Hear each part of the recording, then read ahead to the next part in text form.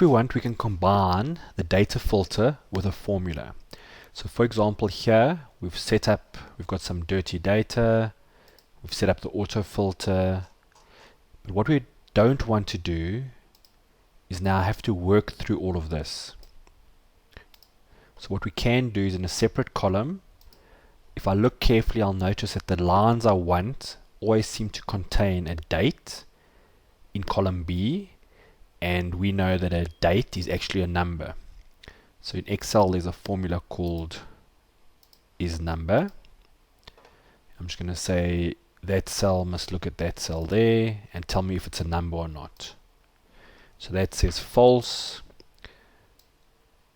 I'm going to go and copy it all the way down to here.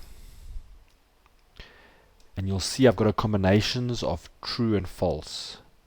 But now what I can do is, as long as the filter's on that column, I can click here and I can either select the trues, in which case you see I've got some nice clean data, and perhaps now I can highlight it, copy it, and paste it nicely on a new sheet. Or alternatively, I can identify all the falses. So this now is the data that's not clean, it's the rows I don't want, and I could highlight them all,